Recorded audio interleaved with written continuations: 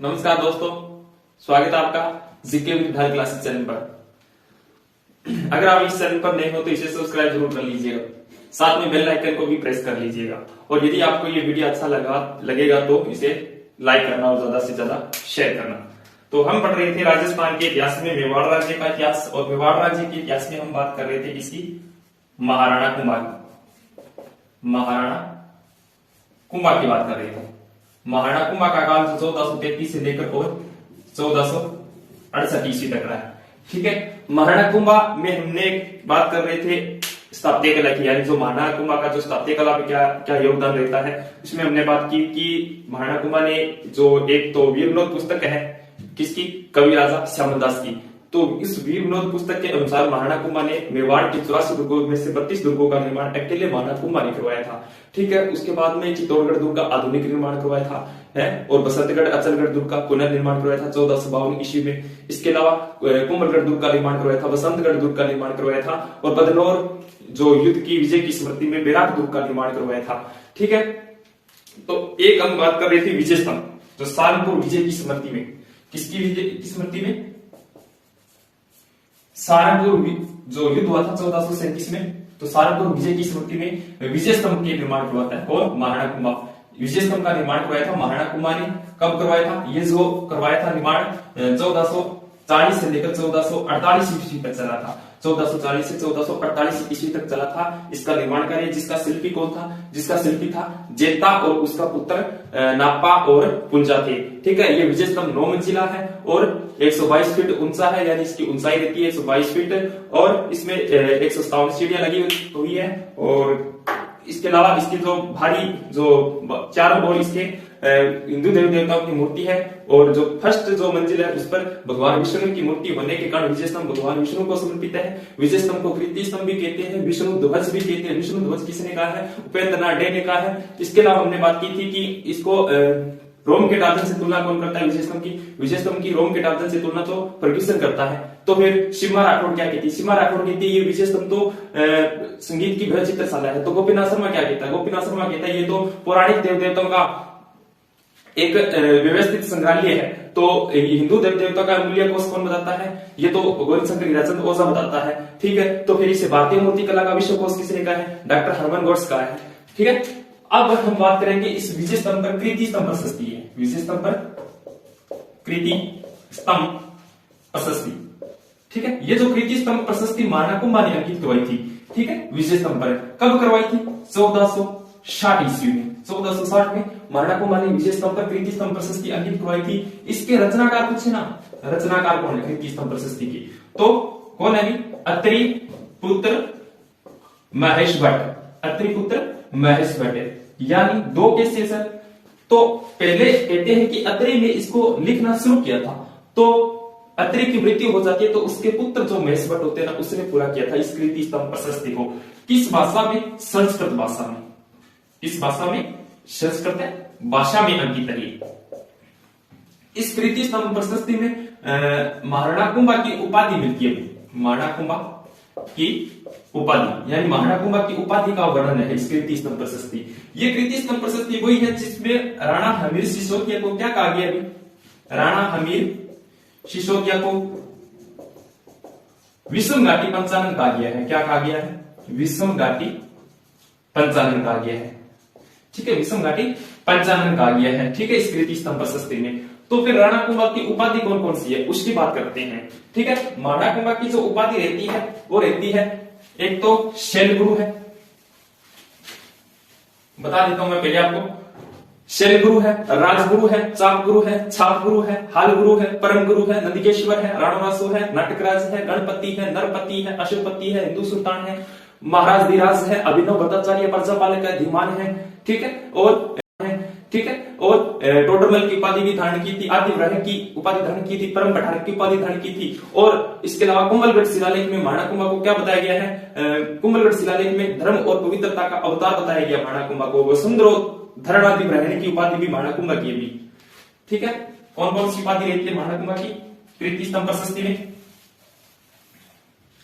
उपाधि की बात करूं तो महाराणा कुंभा की उपाधि शैल गुरु, शैल गुरु। ठीक है। राजगुरु, राजगुरु, चापगुरु, चापगुरु, छापगुरु, छापगुरु, हालगुरु, हालगुरु, परम गुरु, नंदिकेश्वर, नंदिकेश्वर,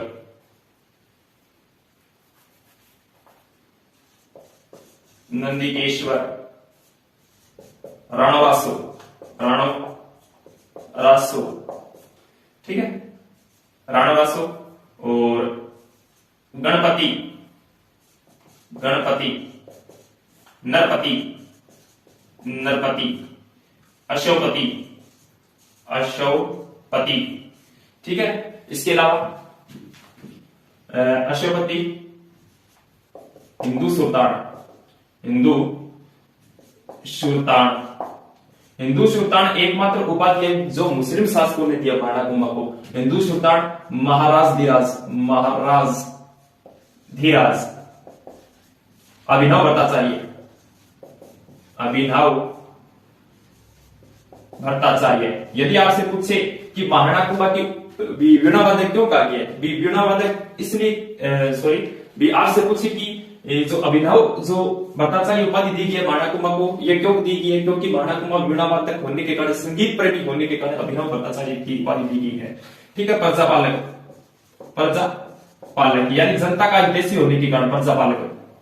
दीवान, ठीक है। टोडरमल, टोडरमल, परम बटारक, परम बटारक, आदि वराह, आदि वराह की उपाधि, आदि वराह की उपाधि भी महाराणा कुंभा को प्राप्ति। यानी शैलगुरु, राजगुरु, चापगुरु, छापगुरु, हालगुरु, परम गुरु, नंदिकेश्वर, रणवासु, नाटकराज, गणपति, नरपति, अशोपति, हिंदू सुल्तान, महाराज धीराज, अभिनव भट्टाचार्य, प्रजापालक, धीमान, टोडरमल, परम बटारक, आदि वराह की उपाधि महाराणा कुंभा को प्राप्ति। अब ये उपाधि कैसे मिली है उसकी बात करते हैं। शैलगुरु की उपाधि किस कारण मिली है, क्योंकि युद्ध में निपुण थे महाराणा कुंभा।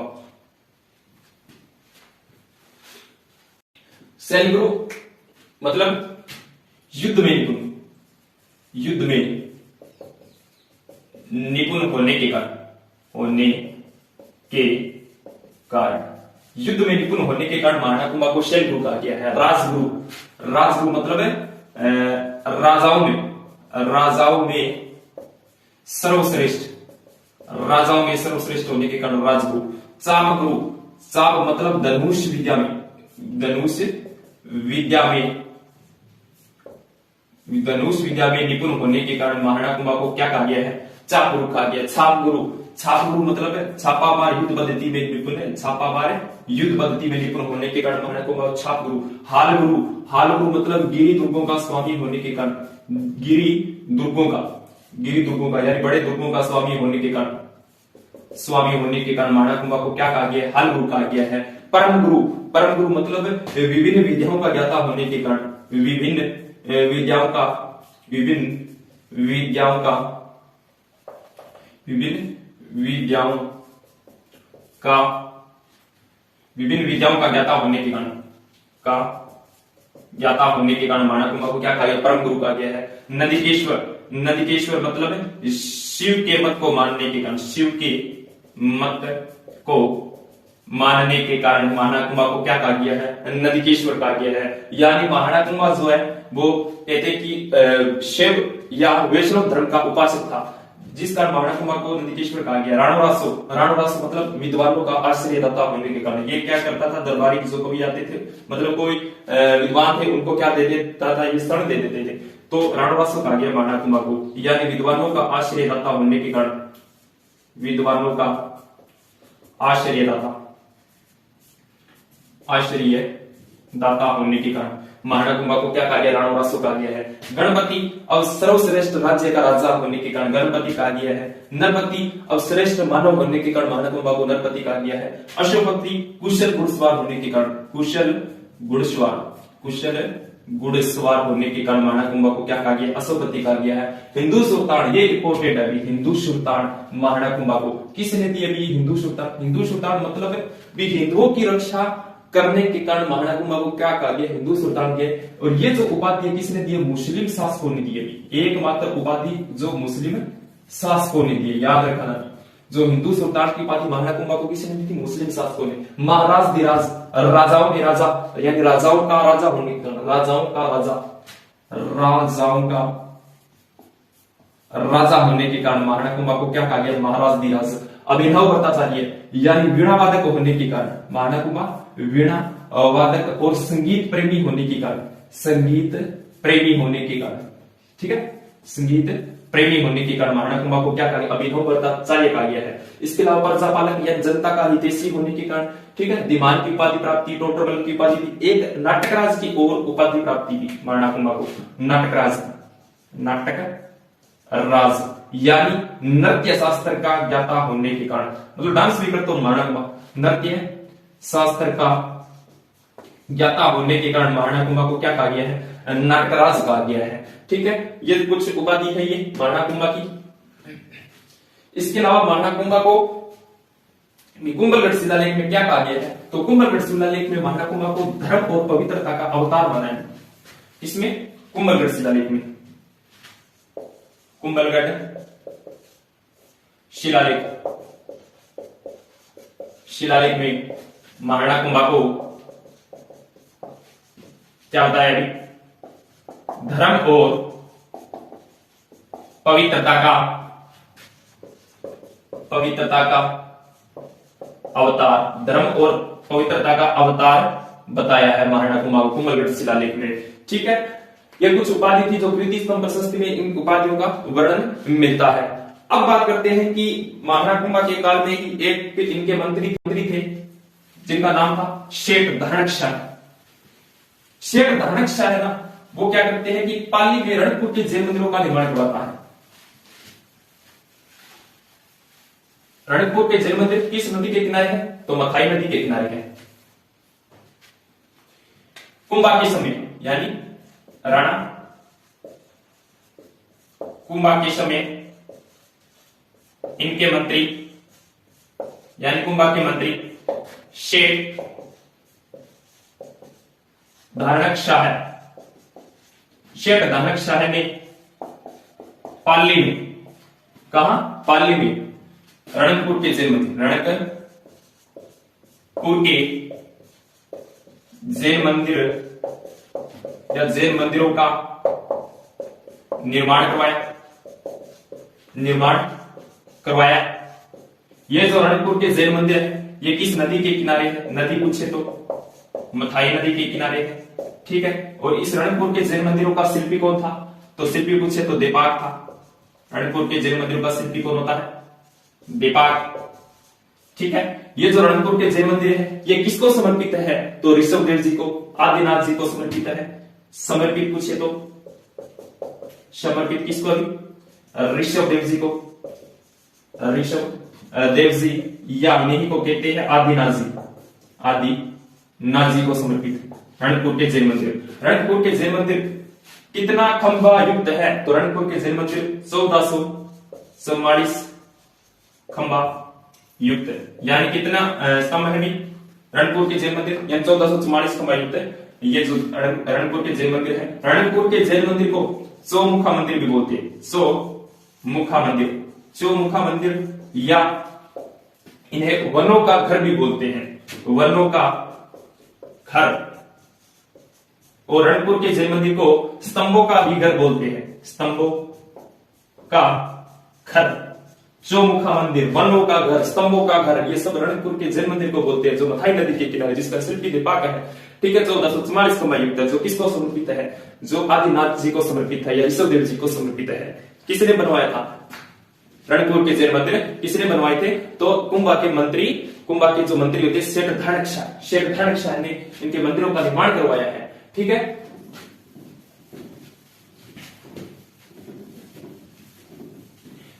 ये जो महाराणा कुंभा का स्थापत्य कला में योगदान था। ठीक है, अब बात करते हैं कि साहित्य कला में क्या योगदान देता है महाराणा कुंभा का? महाराणा कुंभा का साहित्य कला में योगदान, राणा कुंभा का साहित्य कला में, साहित्य कला में योगदान।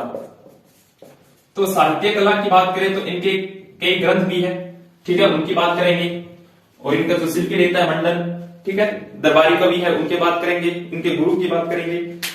साहित्य कला में बात करें तो पहले पता होना चाहिए कुंभा के जो गुरु है, कुंभा के गुरु कौन होते हैं? गुरु पूछे यानी चित्रकला के गुरु। कौन से? चित्रकला के। तो चित्रकला के गुरु है जैन आचार्य, जैन आचार्य हीरानंद, हीरानंद, ये तो चित्रकला के गुरु। जैन आचार्य हीरानंद वही है ना जिसने मेवाड़ चित्रशैली का सबसे बड़ा चित्र यानी सबसे बड़ा जो चित्रित ग्रंथ लिखा है, जिनका नाम है सुपासनाचर्यम, सुपासनाचर्यम। जैन आचार्य हीरानंद ने मेवाड़ चित्रशैली का सबसे बड़ा चित्रित ग्रंथ लिखा भी, सुपासनाचर्यम जिसका नाम है ग्रंथ का, ठीक है। चित्रकला के गुरु पूछे तो जैन आचार्य हीरानंद है। अगर संगीत गुरु पूछे, महाराणा कुंभा के संगीत गुरु, स से संगीत गुरु, स से सारंग व्यास, सारंग व्यास, ये है सारंग व्यास। पूछे महाराणा कुंभा के दरबारी कवि की बात करते हैं। महाराणा कुंभा के दरबारी कवि कौन थे? महाराणा कुंभा के दरबारी कवि, दरबारी कवि की बात करें तो पीछे दो को हमने पढ़ लिए थे, एक तो अत्रि, एक तो अत्रि है, इसके अलावा महेश भट्ट है, महेश भट्ट है, इसके अलावा सुंदर सूरी है, सुंदर सूरी है, इसके अलावा सुंदर सूरी के अलावा सोमदेव है, सोमदेव है, जय सिंह सूरी है, जय सिंह सूरी है, जय सिंह सूरी है, इसके अलावा मंडन भी है, हाँ मंडन भी है, ठीक है, इनका दरबारी कवि। इसके अलावा कान्हा व्यास है, कान्हा व्यास है, और कान्हा व्यास ने कौन से ग्रंथ की रचना की है? कान्हा व्यास ने एकलिंग महात्म्य ग्रंथ की रचना की है। कान्हा व्यास ने एकलिंग महात्म्य, एकलिंग महात्म्य ग्रंथ की रचना, एकलिंग महात्म्य ग्रंथ की रचना की है किसने? कान्हा व्यास। जो कौन है? महाराणा कुंभा का दरबारी कवि रहते हैं, ठीक है। अब पूछे कि एकलिंग महात्म्य ना इसके दो भाग हैं। एकलिंग महात्म्य के कितने भाग हैं? एकलिंग महात्म्य है इसके दो भाग हैं।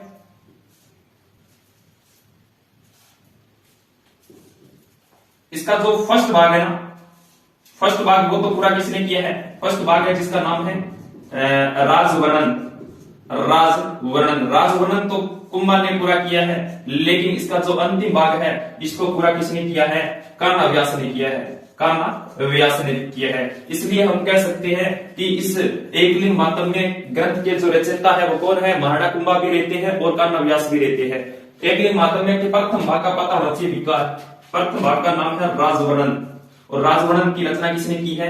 राजवर्णन की रचना तो महाराणा कुंभा ने की है, ठीक है। ये जो कुछ दरबारी कवि थे महाराणा कुंभा के।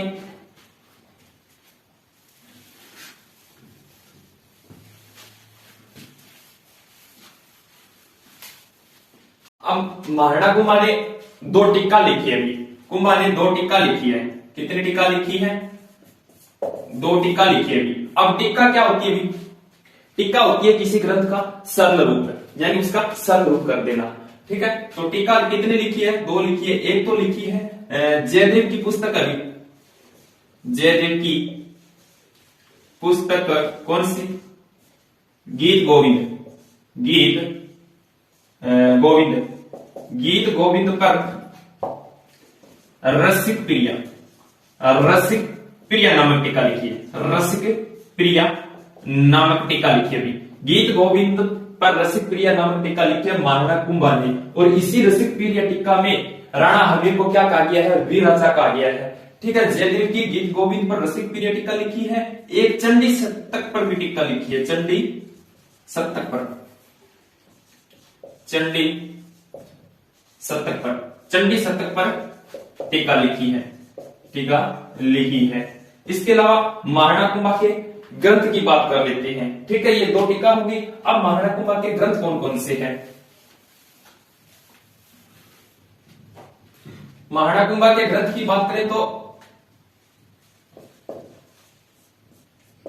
एक तो है संगीत शाल, संगीत शाल। इसके अलावा महाराणा कुंभा का एक ग्रंथ रहता है संगीत क्रम दीपिका, संगीत क्रम दीपिका। ये महाराणा कुंभा के ग्रंथ है। इसके अलावा काम शास्त्र पर आधारित है, काम शास्त्र पर आधारित है, यानी काम शास्त्र पर जो आधारित ग्रंथ, यानी काम शास्त्र पर जो आधारित महाराणा कुंभा के ग्रंथ है वो कौन सा है, वो है कामराज रतिसार, यानी कामराज रतिसार, ये तो है काम शास्त्र पर आधारित। तो फिर संगीत शास्त्र पर आधारित कौन कौन से ग्रंथ है, संगीत शास्त्र पर आधारित महाराणा कुंभा जी के ग्रंथ जो है कौन कौन से, यदि संगीत शास्त्र पर आधारित, संगीत शास्त्र पर आधारित कुंभा के जो ग्रंथ है, एक तो है संगीत राज, इसके अलावा एक है संगीत मीमांसा या मीमांसा, एक बात है संगीत मीमांसा या मीमांसा, संगीत क्रम दीपिका, संगीत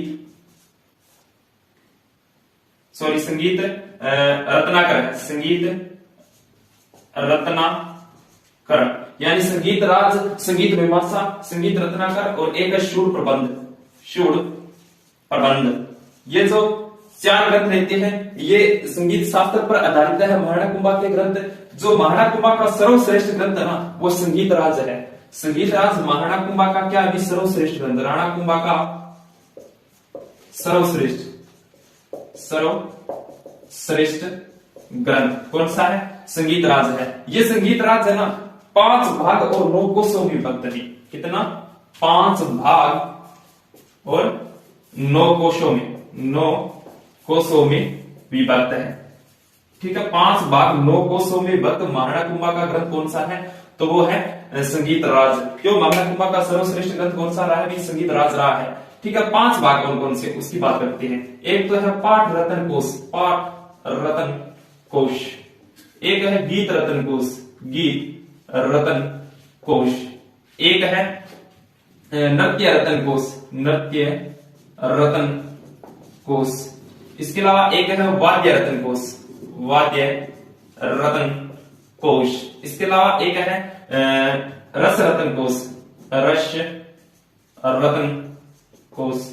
ये जो 5 भागों में विभक्त है महाराणा कुंभा का ग्रंथ कौन सा, संगीत राज ग्रंथ। ठीक है, ये महाराणा कुंभा के ग्रंथ है। महाराणा कुंभा के ग्रंथ कौन कौन से हैं, सिंपल अगर बात करें तो एक तो है संगीत सार, एक है संगीत क्रम दीपिका, संगीत सार और संगीत क्रम दीपिका। इसके अलावा काम शास्त्र पर आधारित पूछे तो कामराज रतिसार ग्रंथ है, और संगीत शास्त्र पर आधारित पूछे तो कौन कौन से ग्रंथ रहते हैं, एक तो संगीत राज, संगीत मीमांसा, संगीत रत्नाकर और सूर प्रबंध। ये संगीत शास्त्र पर आधारित है।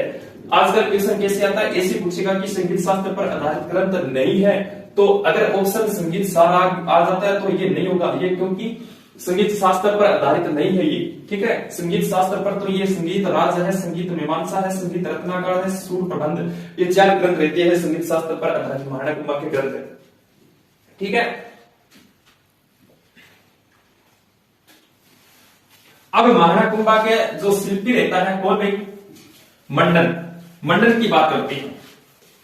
मंडन जो था वो गुजरात का है, गुजरात से आया था, और कौन से दुर्ग का शिल्पी रहा है ये मंडन, कुंभलगढ़ दुर्ग का शिल्पी रहा है मंडन की बात करेंगे। मंडन राणा कुंभा का प्रधान शिल्पी होता है, राणा कुंभा का प्रधान शिल्पी या प्रमुख शिल्पी भी आ सकता है। ठीक है, तो मंडन जो है ये कहां का रहने वाला है, गुजरात का रहने वाला मंडन का एक भाई भी होता है जिसका नाम होता है नाथा। क्या नाम होता है, नाथा। और नाथा की एक पुस्तक है वास्तु मंजरी। कौन सी मंजरी, वास्तु मंजरी, यानी वास्तु मंजरी नामक ग्रंथ की रचना किसने की है, तो मंडन का भाई नाथा ने की है। मंडन के ग्रंथ कौन कौन से हैं, मंडन के जो ग्रंथ हैं वो कौन कौन से हैं। मंडन के ग्रंथ है, एक तो ट्रिक है, उसको याद करना आपको। ट्रिक क्या है कि देवरूपी ट्रिक है, ये ट्रिक जो मंडन के ग्रंथ की याद रखने की ट्रिक है कि देव रूपी प्रसाद वस्तु राजा को सगुन वेद्य ने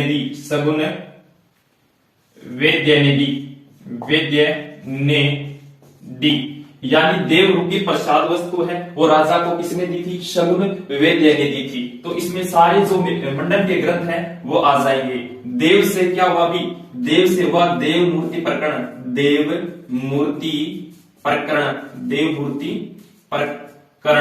ठीक है। रूप से क्या हुआ? भी रूप से हुआ रूप मंडन।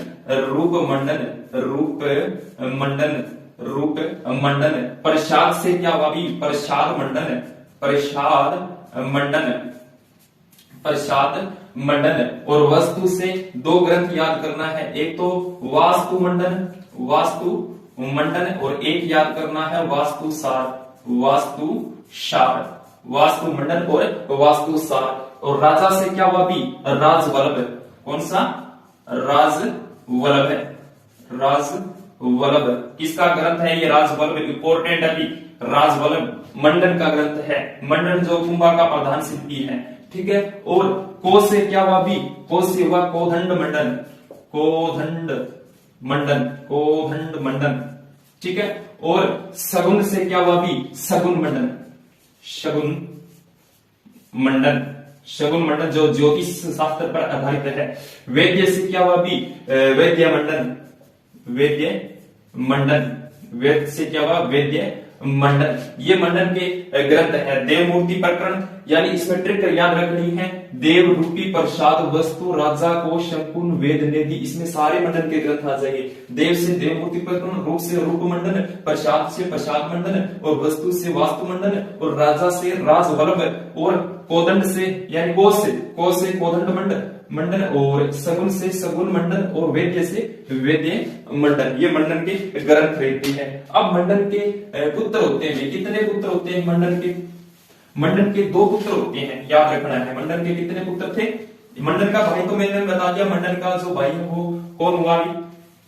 नाथा हुआ। नाथा ने कौन सा ग्रंथ लिखा था? वास्तु मंजरी ग्रंथ लिखा था। अब मंडन के दो पुत्र होते हैं, उसकी बात करते हैं। मंडन के दो पुत्र हैं, एक तो है गोविंद, एक का नाम है गोविंद और एक का नाम है ईश्वर। क्या नाम है? ईश्वर। एक गोविंद है, एक ईश्वर। ये मंडन के दो पुत्र हुए हैं, ठीक है। गोविंद की बात कर लेते हैं पहले। किसकी बात कर लेते हैं? गोविंद के जो ग्रंथ है वो कौन कौन से हैं? गोविंद के ग्रंथ है, एक तो है कलानिधि है, द्वार दीपिका, उदार धोरणी,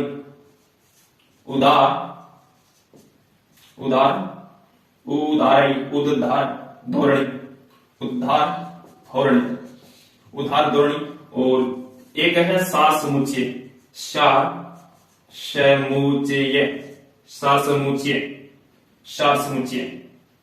ठीक है। ये जो इसकी गोविंद के ग्रंथ रहते हैं, जो मंडन का पुत्र होता है, कलानिधि, द्वार दीपिका, उदार धोरणी और सार समुच्चय, ये ग्रंथ लिखे थे। ईश्वर की बात करते हैं। मंडन का दूसरा पुत्र ईश्वर जो है ना, ये किसका शिल्पी होता है? भी कुंभा की एक पुत्री होती है जिसका नाम होता है रमाबाई। या इन रमाबाई ने वागेश्वरी की उपाधि धारण की थी। इसे वागेश्वरी भी कहते हैं रमाबाई को, ठीक है। रमाबाई जो कौन थी भाई? कुंभा की पुत्री थी। कौन थी? कुंभा की पुत्री थी, ठीक है। और रमाबाई का जो विवाह हुआ था वो किसके साथ हुआ था? रमाबाई का विवाह हुआ था गुजरात के मंडलिक चतुर्थ के साथ।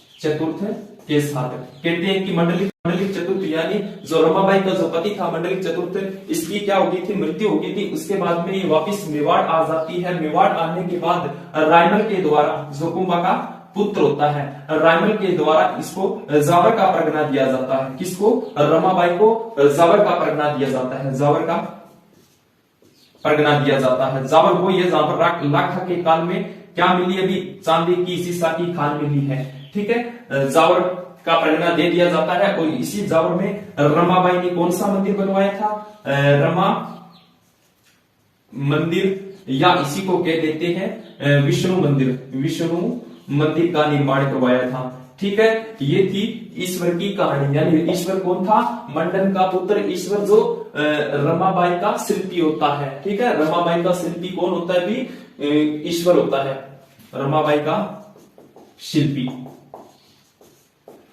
ये थोड़ी सी बात हमने किसकी कर ली है? रमाबाई की और बात कर ली है। ठीक है, अब बात करेंगे भी महाराणा कुंभा है, इनको अंतिम समय में कौन सा रोग हो गया था? भी महाराणा कुंभा को अंतिम समय में उन्माद रोग हो गया था। कौन सा रोग हो गया था? उन्माद रोग हो गया था। राणा कुंभा को अंतिम समय में उन्माद रोग हो गया था। कहते हैं कि महाराणा कुंभा ने एक कुंड बनवाया था कुंभलगढ़ दुर्ग में, मामादेव कुंड। कौन सा कुंड? मामादेव कुंड। मामादेव कुंड के पास महाराणा कुंभा को बांध कर रखते थे। ठीक है, अंतिम समय में ये रोग होने के बाद। ठीक है, और इसी मामादेव कुंड के पास क्या कर देता है? जो कुंभा का पुत्र होता है, बड़ा पुत्र उद्दा, वो क्या कर देता है? हत्या कर देता है। यानी कुंभा के बड़े पुत्र ने, राणा कुंभा के बड़े पुत्र उद्दा ने 1468 ईस्वी में हत्या कर दी। किसकी? कुंभा की। ठीक है, कुंभा के बड़े पुत्र उद्दा ने 1468 ईस्वी में कुंभा की हत्या कर दी। तो ये जो उद्दा था वो क्या कहलाया था? मेवाड़ का प्रथम पितृहंता शासक कहलाया था। पितृहंता शासक। अब आपसे पूछे मेवाड़ का प्रथम पितृहंता शासक कौन है? तो उद्दा है, क्योंकि उद्दा ने अपने पिता कुंभा की हत्या कर दी थी मामादेव कुंड के पास। ठीक है, और एक याद करना है कि कटारगढ़ क्या है?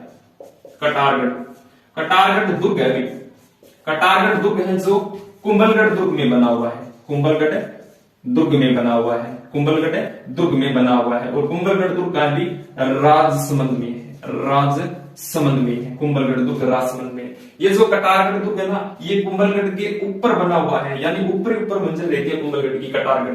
और उस कटारगढ़ में बैठकर जो राणा कुंभा है, ये मेवाड़ राज्य को यानी अपने साम्राज्य को देखता था। जिस तरह इस कटारगढ़ को क्या कहते हैं? मेवाड़ की आंख कहते हैं। क्या कहते हैं? मेवाड़ की आंख कहते हैं। और आपसे पूछे कुंभा की छतरी है वो कहां बनी हुई है? वो कुंभलगढ़ दुर्ग में बनी हुई है। राणा कुंभा की जो छतरी कहां बनी हुई भी? राणा कुंभा की जो छतरी है वो कुंभलगढ़ दुर्ग राजसमंद में बनी हुई है। ठीक है, ये अब कुंभा के बाद जो शासक बनेंगे वो कौन बनेंगे? उद्दा बनेंगे। जब उद्दा शासक बनता है तो मेवाड़ी शासकों को पता चल जाता है कि जो कुंभा की हत्या वो किसने की है? वो उद्दा ने की है। तो मेवाड़ी जो सरदार होते हैं और रायबल जो होता है वो क्या करते हैं? इस उद्दा को मतलब मेवाड़ राज्य से निष्कासित कर देते हैं। जिस कारण अब फिर उद्दा के बाद जो शासक बनेंगे वो कौन बनेंगे? महाराणा रायमल बनेंगे। ठीक है, महाराणा रायमल शासक बनेंगे मेवाड़ का। फिर रायमल का जो काल है वो हम नेक्स्ट वीडियो में पढ़ेंगे। आज के लिए इतना ही। यदि आपको वीडियो अच्छा लगा हो तो इसे लाइक करना और ज्यादा से ज्यादा शेयर करना। अगर आप इस चैनल पर नए हो तो इसे सब्सक्राइब जरूर कर लीजिएगा। Thank you.